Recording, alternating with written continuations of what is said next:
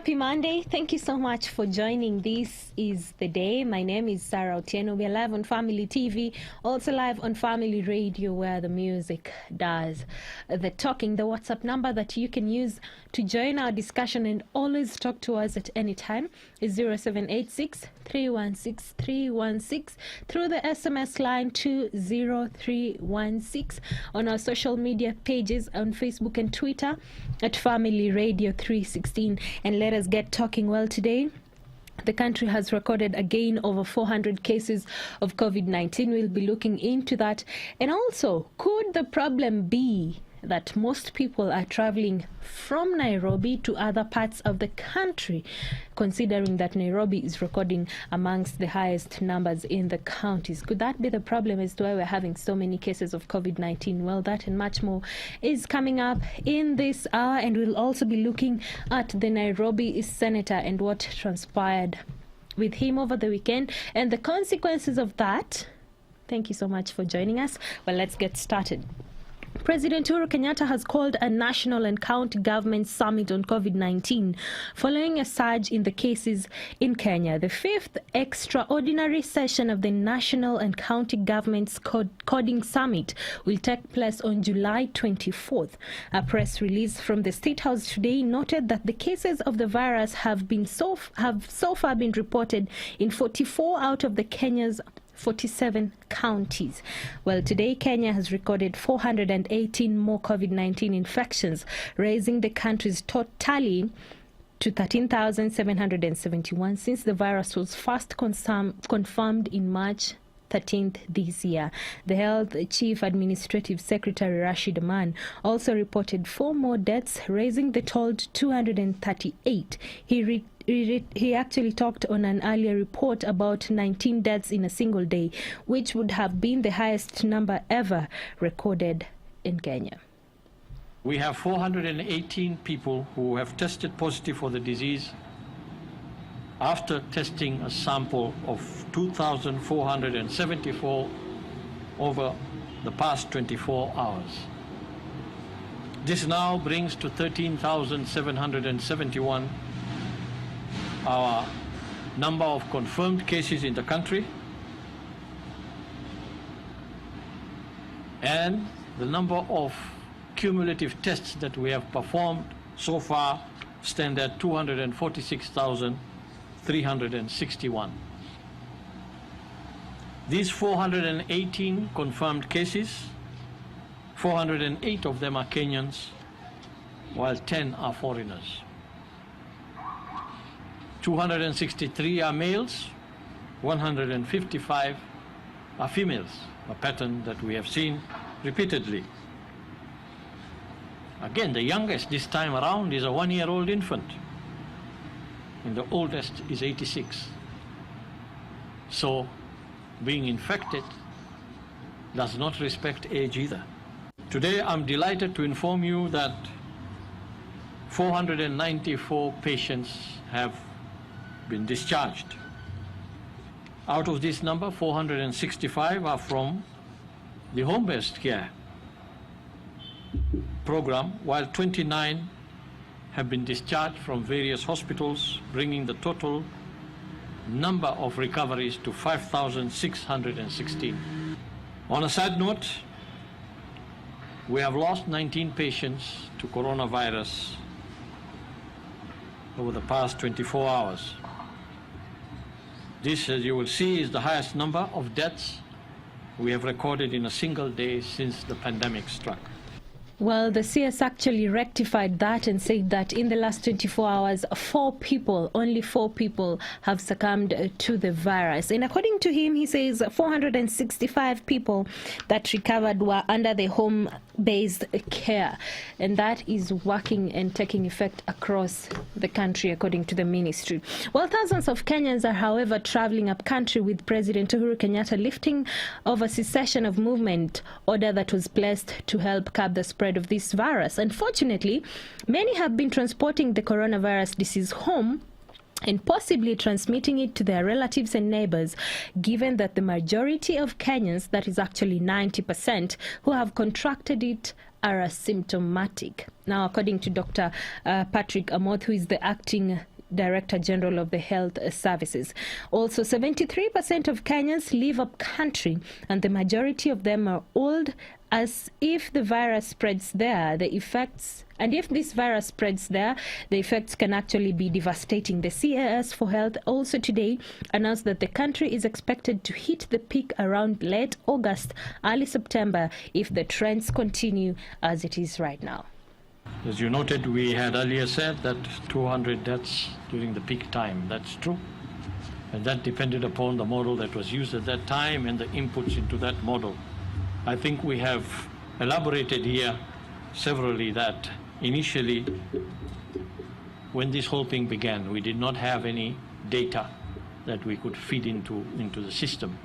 We still are informed that our peak is likely to come in probably late August, early September. That is the working hypothesis that we have now, is that around that time. But this is likely to change as we move on and see what is happening in the country. This information is continuously being fed into the model to adjust it as we move on. So maybe we will see now with this rise of numbers. I know that we have seen 700, 600, 500, 400 numbers per day over the last two weeks or so. Well, there we have it. Over the weekend, we had every day was recording over 600 cases, and today we've recorded 418 cases, new cases that is, of COVID-19. And now that we have 44 counties out of the 47 that have been hit with the virus, my question of the day today would be, do you think the traveling that was actually affected because of the lifting of the cessation by the president could be the reason as to why these numbers are increasing to recording a high number as high as over 400 cases daily and even 600 cases over the weekend? Do you think that traveling of people, because yes, it is happening, people are moving from Nairobi, from Mombasa to other parts of the country, could this be the reason as to why we have so much cases and increased cases of COVID-19 across the country? 0786 316 316, that is on WhatsApp. SMS line 20316. Thank you so much for making time for This Is the Day with Miss Sarah Otieno. Well, Joseph Wakisarian, you're saying on today's topic, the logical aspect of our citizens is a part of the reason the cases are on the rise. It might not be the sole reason, but it's evident that the biggest demographic tested the highest number. That said, it shows more cases in different places that have emerged 2 weeks after the cessation was dismissed. Well, that is very true. Praise God, Sarah, we need to go back to lockdown. This is Vincent Mulinge from Thika. And you're saying, oh my, I say no, because come to think of it, this home care thing was just recently adopted, but it's alarming to see how the ministry is now misusing it. You didn't give me your name, but thank you so much for your feedback. Well, someone else is saying, hello, Sarah. I think people should just consider the elderly. We are moving from Nairobi and Mombasa to other parts of the country where these elderly people are found. When we try to be human enough, we will not spread this virus. Thank you so much for tuning in. And considering that most of the people are actually asymptomatic, well, could the problem be the movement? People are moving from Nairobi and Mombasa and other parts of the country that are affected by this virus, and literally taking this virus to the elderly in the ushagos. Could this be a problem, and how can this actually be taken care of? Well, the Nairobi Senator Johnson Sakaja has resigned from his position as the chairperson of the Senate Ad Hoc Committee on COVID-19, a day after he was arrested for flaunting curfew guidelines. The senator was arrested on Friday night at a pub along Dennis Pritt Road in Nairobi, where he was caught having drinks with friends.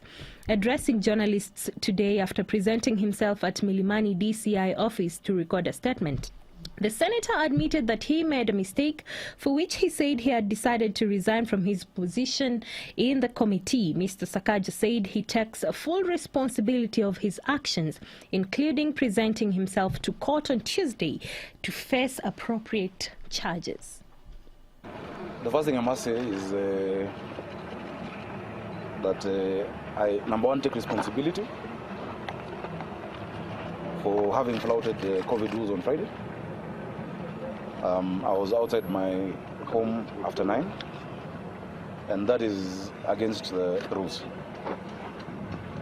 It is regrettable, but all of us make mistakes. Thereafter, of course, I was brought here by a huge contingent of officers, and I was not charged or booked. They asked me to leave, and I left. I said, I don't get my phone. Do you have my phone? No. Do you have my phone? No. Check in the car? It is not in the car. Okay. Go home. 1 minute. Come please go. 1 minute. 1 minute. Trust me, come on. 1 minute. More than 50 officers brandishing guns have been going to my residence. I'm not a fugitive. My children have not committed any crime. I also wish to state that I resign from the ADO committee on COVID, which I've been chairing. We have done a lot of work so far. I support the work that the government is doing, and the officers, I think they're doing a good job across the country. But because of that responsibility and the example that I need to set, I have this morning officially written to the Speaker. All right, looking at it from this angle, this is a political leader. I do not know what you think about that. Anyway, actor Charles Bukeko, popularly known as Papa Shirandula, was earlier this morning laid to rest in his home in Busia County. Bukeko was buried by health public officials under the strict adherence to the public health COVID-19 body disposal guidelines. Only close family members comprising of his wife, children and parents were allowed access to the gravesite apart from the public health officials. Now, while recounting the memories of his death, his wife, Beatrice Ebi Andega, said Bukeko breathed actually his last while still in the car awaiting admission to the hospital. The widow lamented how she told the medics to run series of tests on the deceased before making a conclusion on his COVID-19 test alone. He was not even admitted. He passed on seated on the seat in the car. I asked the doctor, how many tests did you carry out? The doctor tells me only one. Kambia, why? There were meant to be 3. Why do you concentrate only on one? The weather here is not conducive to our lives also. You have to carry even 3 of them, pneumonia to confirm also. COVID is actually managed. Pneumonia has to be treated. Malaria you have to treat. Why did you omit the other 2?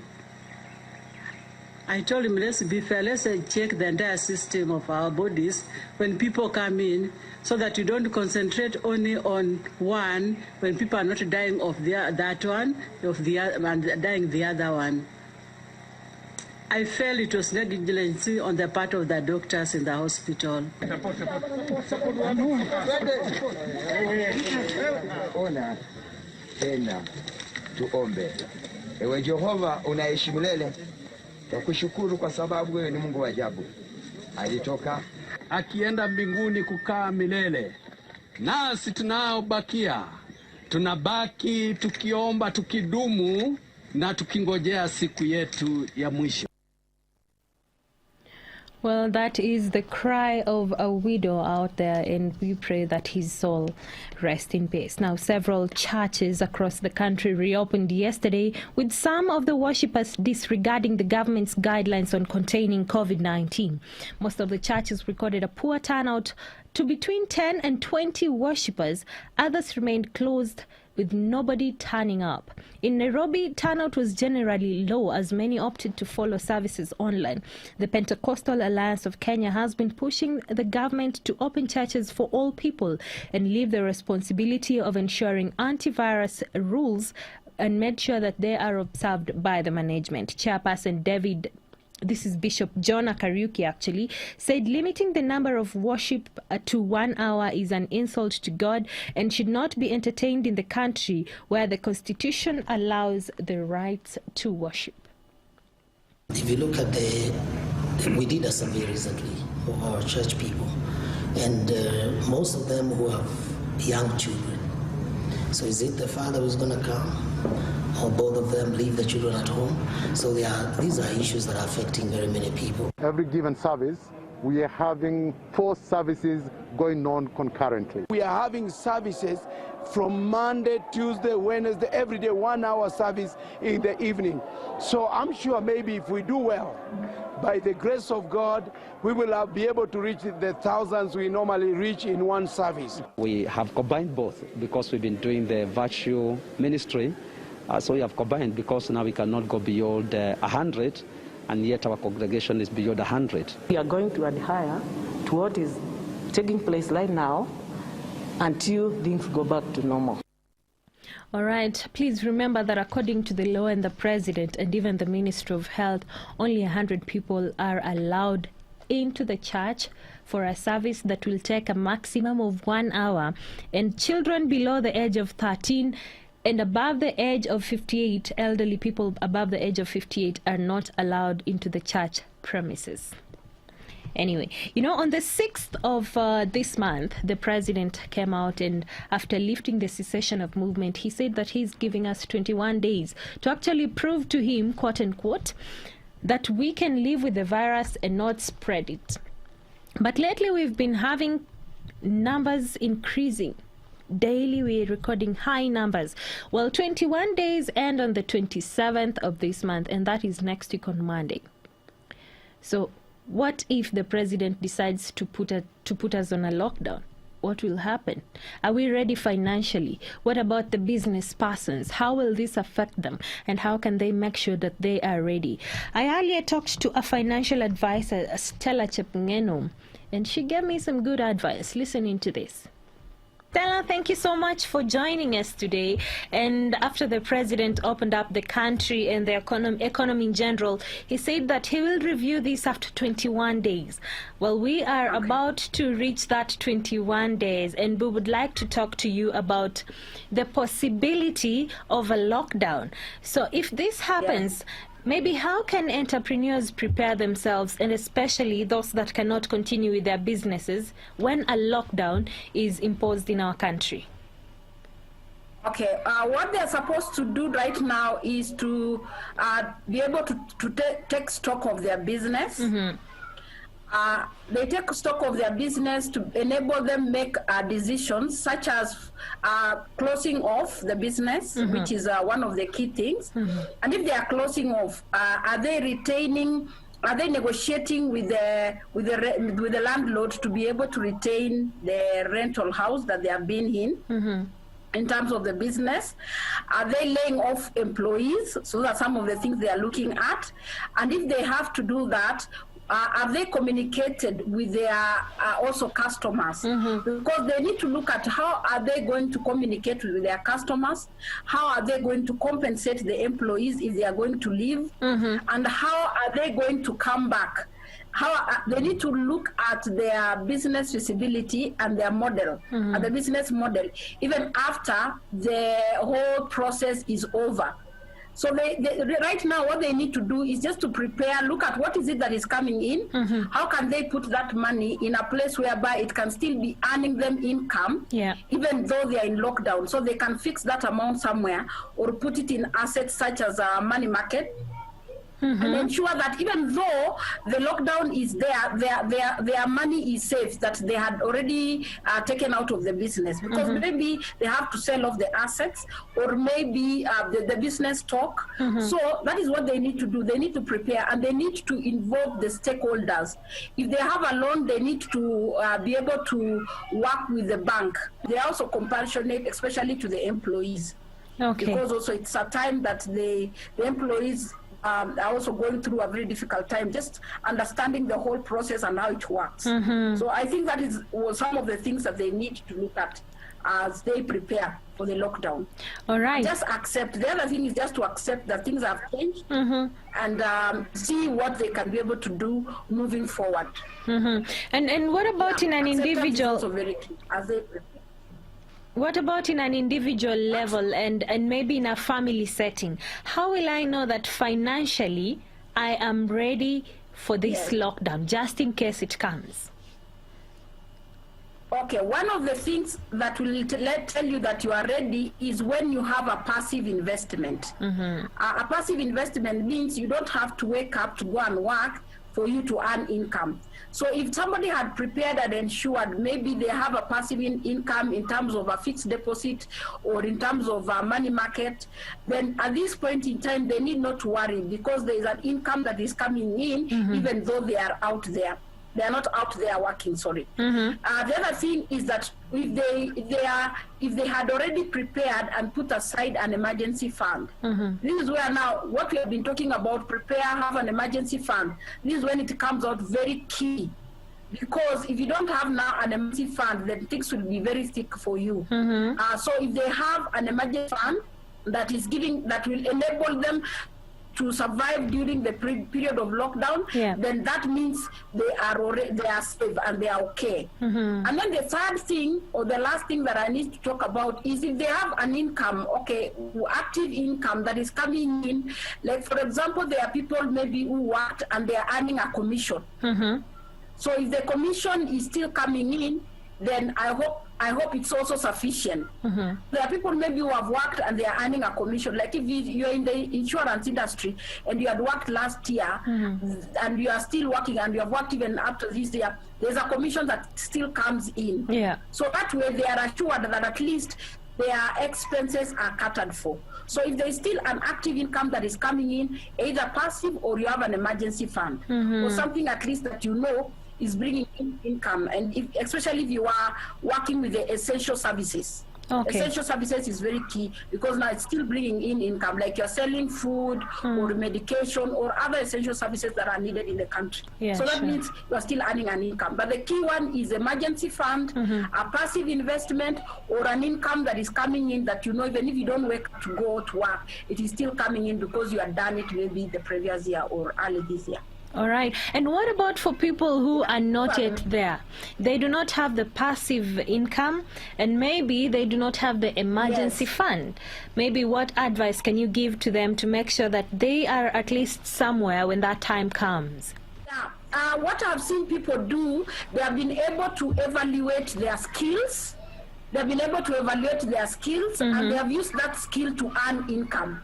So some people have gone online to offer services online, like training. If you are a trainer, I've seen trainers going online to offer services. If you have something that you can offer people online because you cannot no longer meet physically, then you evaluate your skills and go online and start earning income when you have gone online. I've seen people even write books this season that they are able even to sell. So what we need to do right now is evaluate and see what is it that can go online. How can we do our business e-commerce? How can we sell our products e-commerce? Because the people who deliver are essential services, so they can still deliver our products. So whatever we have, how can we take it online? So we need to start thinking. I've seen people selling food online. I've seen people selling items online. We need to take up the change and appreciate it, and now evolve to something else that we were not before. So the mind needs to really work, and we need to think outside the box. So for those who are not prepared, then that is what they need to do right now. All right. Yes. Well, thank you so much, Yeah. Stella. We really appreciate that kind of information that you've passed to us today. Thank you so much. I really do appreciate. God bless you. Well, that is Stella Chepngeno, financial advisor. The big question is, will you be ready just in case a lockdown is imposed to our country by the president come the 27th of this month? Will you be ready? Thank you so much for joining. This is the day. Essie Kimenyi is saying about Senator Sakaja, I'd say that of importance, he has taken responsibility of his mistake. Leadership isn't a joke. It requires discipline because one can't tell the followers to do what they're not doing as leaders. Role modeling for any leader is key. Thank you, AC, for that response. And also Lynette from Nairobi, anasema, it is admirable for Sakaja to have resigned. Alice from Masaku, you're saying, I think if the government could have put a total lockdown in the first 2 months, this could be avoided. Thank you so much for your response. Well, Muka from Mombasa, thank you for tuning in today. And then there is someone else who is saying, hello, Sarah, on the issue of movement. Yes, people are moving from one place to another. The problem is when they're moving and not observing the guidelines that have been put by the Ministry of Health. That way, we will have the elderly people dying more and more. This is very unfortunate, and we just need to be our brother's keeper. So let us take care of our elderly persons. Well, for many years, borrowers have been forced to walk into financial institutions to inquire for loans and even insurance products. It is always time-consuming and involves a lot of paperwork trying to determine the offer. A man in Eldoret has developed an application that links borrowers to financial institutions from across the country. The service introduces its customers who need credit and other financial services to leading banks and other well-established financial institutions and microcredit corporations. Edwin Suteru is the creator of the online platform, and here he takes us through the mobile app and why it is important for Kenyans. Go through on a daily basis because at the moment, as we stand, if you need to get credit, for example, all you need to do is walk into a bank, get application papers, you go through them, walk from one institution to the other one, and collect as many applications as possible, then you go and review them in the house. But with CopperLink, you don't need to do all this. On the single platform, all you need to do is make your request. It's received by the lenders, who in turn just give you an offer or feedback. It has come at the right time when social distancing is a main thing that is going to reduce transmission of COVID-19.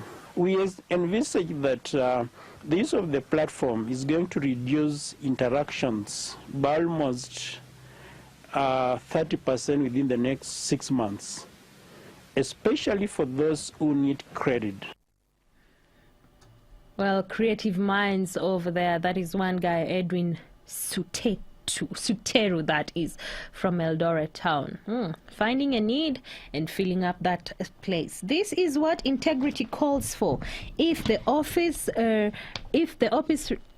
reputation that is in jeopardy because of an individual, the most honorable thing to do is step aside. Sakaja has demonstrated to millions that he is a man of integrity. This is Willis Banda from Facebook. Thank you so much for your response on that story about Mr. Sakaja.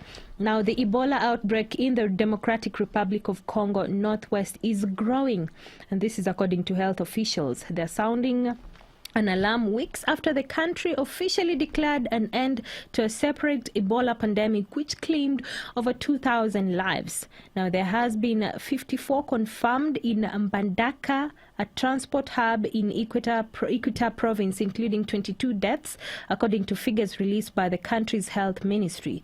The outbreak in DRC Congo is the 11th since Ebola was identified in 1976. There are now 56 cases, and this is of great concern, particularly as it is now surpassing the previous outbreak in this area, which was closed off and controlled at a total of 54 cases. More than 8,000 people have been vaccinated, and among those, more than 2,700 contacts have been vaccinated, and all the affected health zones have already been covered by the vaccination. We hope that we'll continue to offer the vaccine to people most at risk and their contacts. Well, we pray for the people of DRC, even as the health officials are battling Ebola in that country. Well, John Wakiumu, thank you so much for reaching out and requesting to be a partner. We really appreciate that. And let me tell you, if you're a partner or you support Family Media, we are here because of you, and we are grateful for that day in, day out. And it doesn't matter how much you have. Partnering is something that comes from your heart. And trust me, the Lord that does not look at how much you bring to the altar. It's the purest thing that you can do from your heart. And if you have a clean heart while doing it, it's all that counts. If you want to be a partner with Family Media, just text in the word partner to 20316, and we'll surely be getting back to you and telling you, explaining literally what partnership means and also how you can help us stay on the airwaves. The number that you send the word partner to is 20316. This is Mark Otieno. Praise God, Sarah. It's very unfortunate that many Kenyans traveling from epicenters are aggravating the COVID-19. I believe that total lockdown for the first months could have contained the situation better and lessened the prolonged suffering. Imagine people still used to sneak out of Nairobi and Mombasa due to the partial lockdown from March 2020, resulting into spread outside the epicenters. This is Mark Otieno. Thank you so much. Engineer Mwangi Mugo, let's be thankful to God. Even with COVID, we are cast down. We are cast down but not destroyed. The afflictions will only build our endurance and teach us that our help comes from God. Good evening. Thank you so much for tuning in, Engineer Mwangi. Kuna mwingine hapa. This is your name. You're from Lanet in Nakuru. Thank you so much for reaching out to Family Media. We really appreciate it. Now, in some parts of South Africa, medical staff have been forced to turn away COVID-19 patients due to lack of enough doctors and medical equipment in the hospital. Now, Dr. Tobisa Fodo, who is a physician in the intensive care unit in a hospital in Port Elizabeth, said her team had been forced to accept only a quarter of people who need treatment. This is terrible. Sick people are getting sicker. Some are dying on their legs, It's hurting. It's hurting really. It's heartbreaking in the sense that you end up yourself and your team having to say no to somebody's mother, somebody's grandmother, somebody's father, somebody's uncle. You will accept round about maybe some 25% of the referral. All right, that is really sad, and we pray for the people of South Africa as we continue also praying for the whole world so that a vaccine, or rather a cure for this virus, can be found. Now, the now gospel rapper Kanye West has launched his campaign tour for the U.S. presidential election in a chaotic fashion at an event in Charleston, South Carolina, delivering a rambling address that touched on theology, homelessness, corporate power, and involving a long debate with the audience members about abortion. West also suggested that women should be given $1 million when they have a baby. The rapper took to the stage at the event wearing a bulletproof vest and 2020 shaved into his head. like he shaved 2020 on his head. Listen into this. My mom saved my life. My dad wanted to abort me. My mom saved my life. There would have been no Kanye West because my dad was too busy.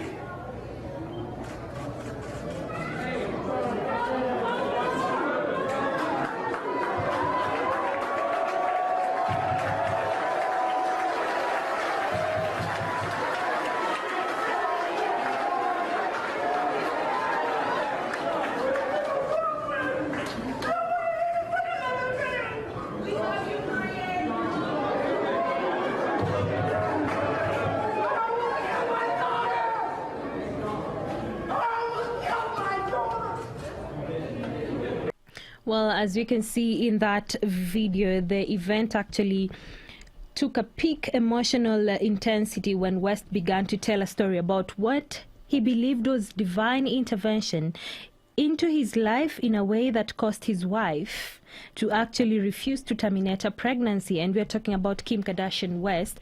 And West had started crying when speaking about his father, who he said apparently wanted his mother to abort him when he was pregnant with him. That is a very touching story there by the upcoming, by the now gospel rapper Kanye West. Now let's head over to some positive story. And a 44-year-old woman from Isiolo has won the hearts of many residents for using her free time to fetch water for the sick and elderly following the outbreak of this coronavirus pandemic. Irene Kanana has decided to give back to the community, and any given day, Irene, and on any other given day, actually, this lady fetches water, 6 jerrycans of water at a go. The mother of 3 has been a water vendor for 15 years now, and with the virus hitting people financially, she fetches water for 20 vulnerable families with deliveries done twice every week. Zile watoto wameambiwa warudi nyumbani, hao wazee hawana cha kukula, hawana maji, hawana chochote. Nikasema pamoja na kuwa mimi sina kitu, nitajitoa nguvu yangu na nitajitoa nisaidie wale wazee. Wakati COVID-19 imefika watu wote wakaambiwa wakae nyumbani. Wakati watu wote wamekaa nyumbani, hakuna chakula, hakuna kibarua, hakuna chochote. Kuna wazee ambao wako nyumbani, watu wazee walikuwa wanategemea watoto wao ili wakule. Saa zile watoto wameambiwa warudi nyumbani, hao wazee hawana cha kukula, hawana maji, hawana chochote. Nikasema pamoja na kuwa mimi sina kitu, nitajitoa nguvu yangu na nitajitoa nisaidie wale wazee. Sasa mimi niko hivyo tu, sijawahi pata hata sanitizer, sijawahi pata, nasikia iko. Nasikia wanapewa hata tanki. Nasikia hata maji serikali ina provide. Mimi na providewa tu na majirani kama kina Irene. It's called having a heart of gold. During this time, it might be hard, but you can do something for that someone who needs your help in any way. It could be the simplest according to you, but it actually counts a lot to that person. So help your neighbor. Help that someone who needs your help. Thank you so much for tuning in to This Is The Day. Have yourself a lovely week and a good night. My name is Sarah Otieno. Good night. For this and more of our shows, log on to www.familymediaonline.com to enjoy a wide variety of programs from current affairs to testimonials and features, pastoral and inspirational shows, kids entertainment, and so much more. Also stream live on www.familymedia.tv.